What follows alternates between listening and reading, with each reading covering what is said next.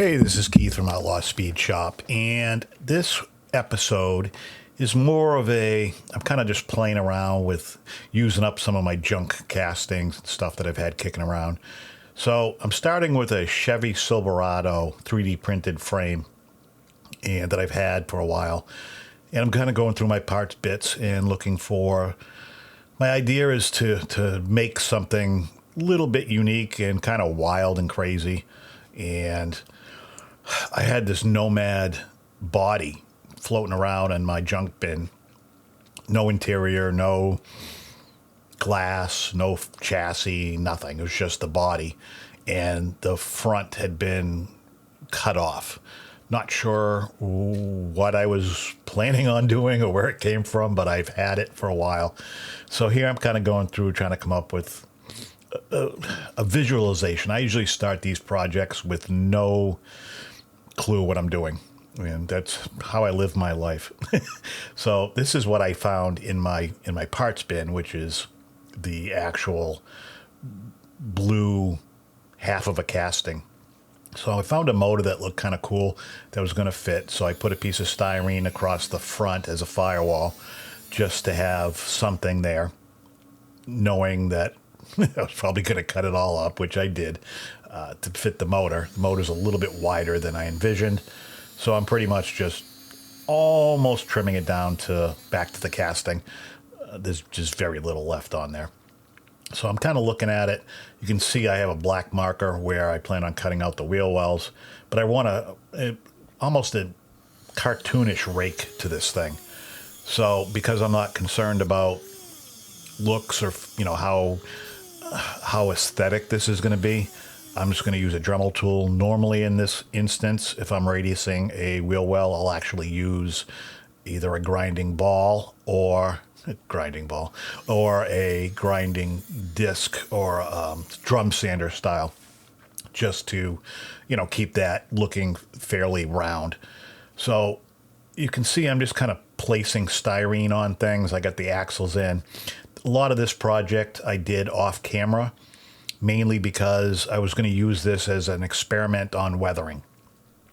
So here I'm kind of making a roll cage out of sculpting wire. If you've been following me, I use sculpting wire lately for just about anything I can because it's so universal, and it's fun to work with, and it's easy, it's pliable. So because this is a Gasland style, I'm not going crazy. I'm not going to strip this thing.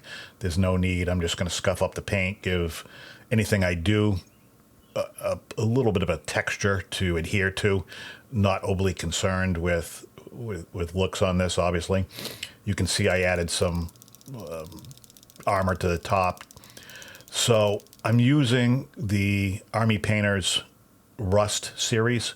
So I've used this stuff in a previous video, and I'm just further exploring what I can do with it. Here I'm using the wet mud, which is a texture paint, and I'm kind of using that, dabbing it around.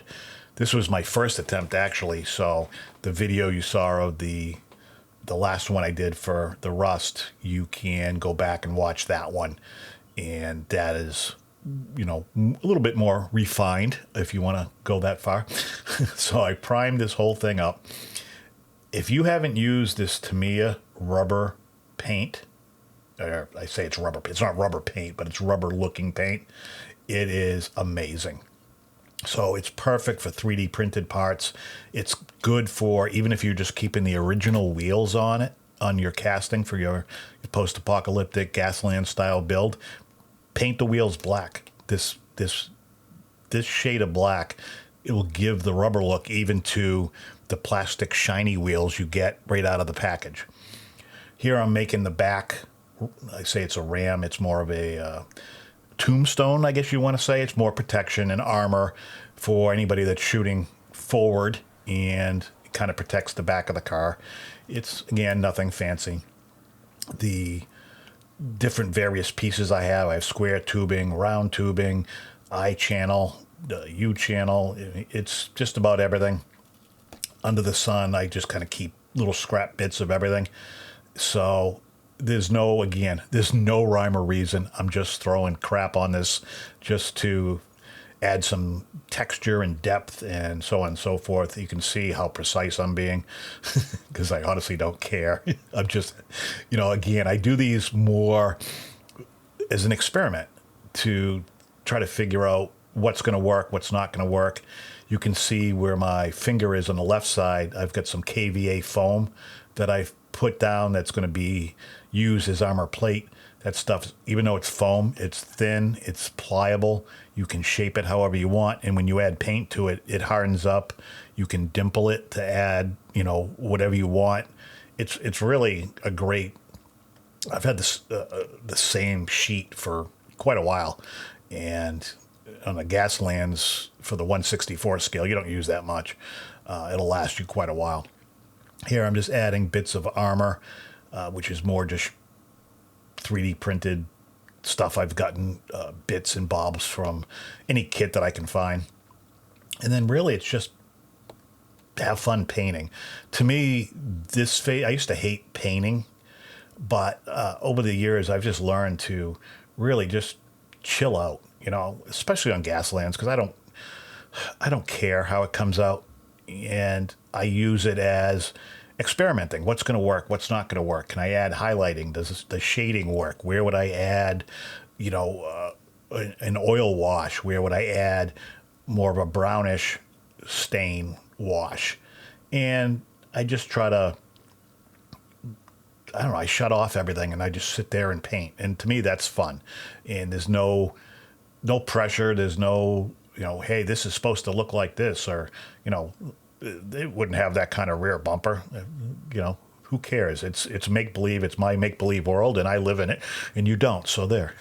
But, I mean, it's just one of those things. It's fun, and it gives you a chance to experiment. And that translates over to other things that you do with, if you're not, you're just doing a regular Hot Wheels car, when it comes to detailing an engine or an interior or anything like that.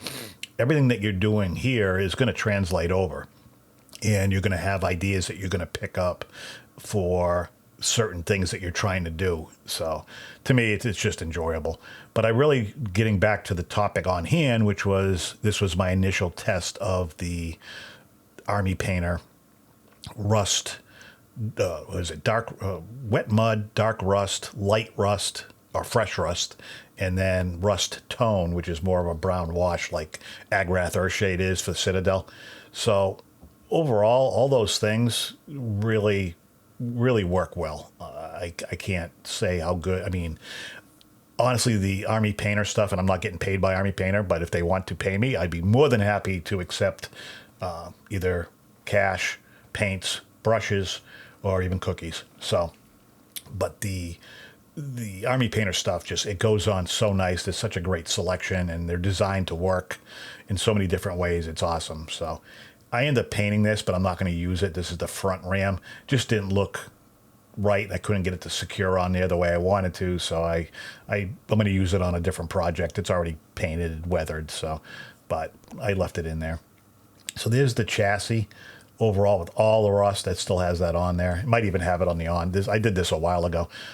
But the rust really, really works. And you can see the different ones that I've got right there. The dark rust, fresh rust, rust tone, oil stain, all that stuff is great. Again, this is absurd. I know it's absurd. And honestly, I don't really care. I just think it's funny. It's cool. It's just wild, and completely, the rake is completely off the wall. And I don't know, I had a blast building this, so I hope you guys get some ideas out of it, and go out and try those paints and see what you think as well. Let me know in the comments down below what you think, and hopefully if you enjoyed this, you like, subscribe, and I will catch you on the next one.